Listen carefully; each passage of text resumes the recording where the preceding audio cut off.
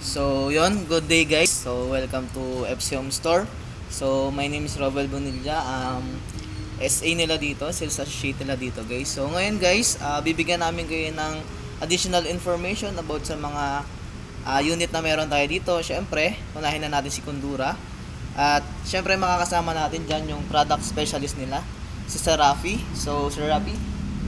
Hello po, good afternoon po. Ako po si Rafi, product specialist po ni Kundura.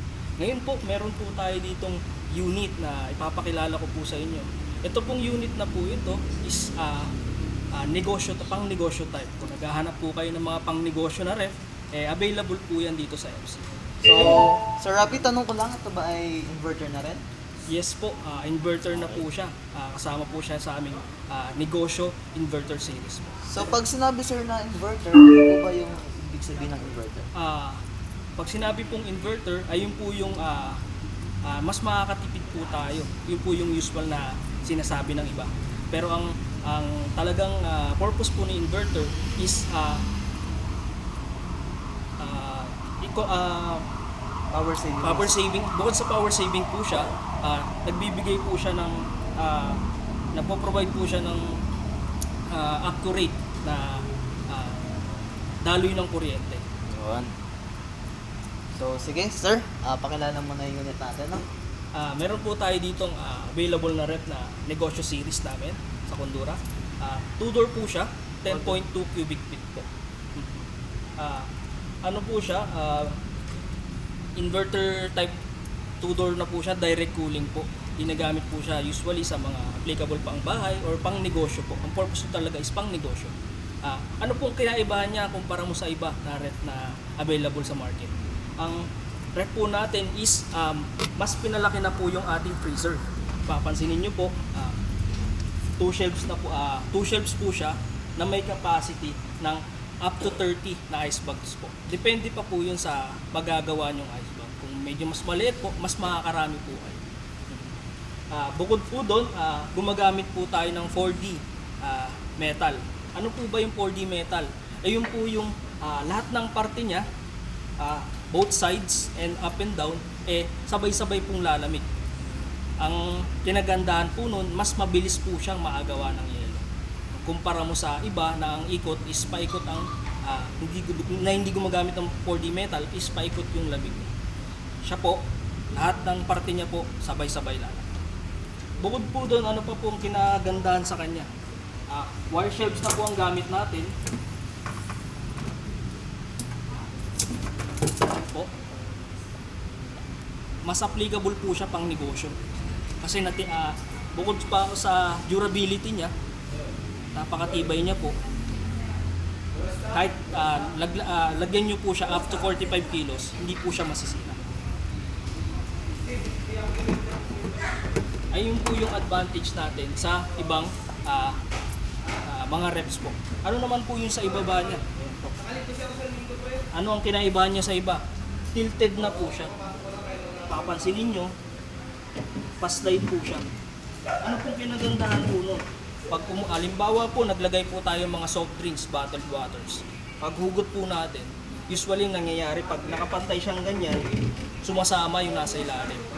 Pero pag nakaganyan po siya, hindi po sasama yung ilalim. Ibig sabihin, mas safe po siya pag nakaganyan po. Pwede nyo rin po siyang idiretso kung yun po yung mas prepare ninyo. Then yung sa ibaba po, 3 shelves na po siya, plus additional po na 1.5. Ayan po, na shelves. Ayan po, pwede po kayong maglagay ng mga 1.5, mga alcoholic beverage po, yung malalaking, tulad ng mga Red Horse po. Ayan po.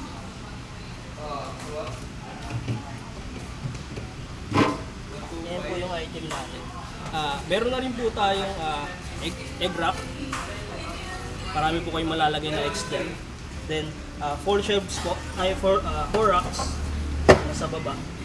Then, ang kinagandahan po sa kanya, kahit po yan, pasok sa ating warranty. Ngayon po, ano po ang advantage niya pagdating sa warranty? Ang warranty po natin is mas pinahaba po. Bukod sa 10 years compressor na usual sa ref, is yung 3 years na system parts and labor po. Ayan po, halimbawang ang unit po natin is hindi magawa, for 3 years po, for replacement po tayo.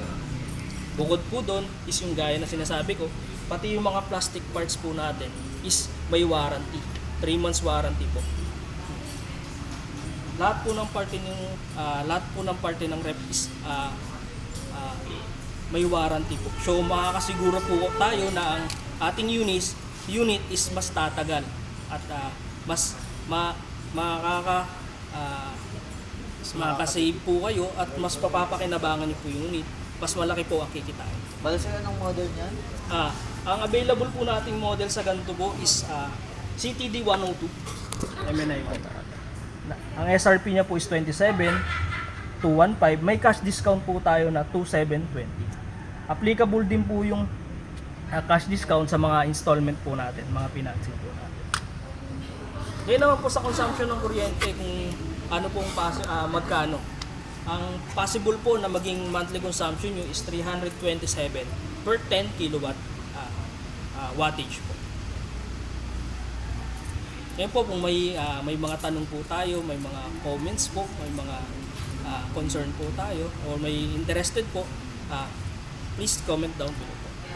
Ayun, bali maraming salamat kay Sir Rapi. So ayun guys, kung may mga tanong po kayo about sa Kondura, nandito po yung ating Kondura representative si Sir Rapi. So ano Sir Rapi, yun lang. Yes po. So yun lang po. Then comment na lang po kayo kung meron kayong mga gustong itanong about sa Kondura. So ayun, thanks Sir Rapi. So bye guys.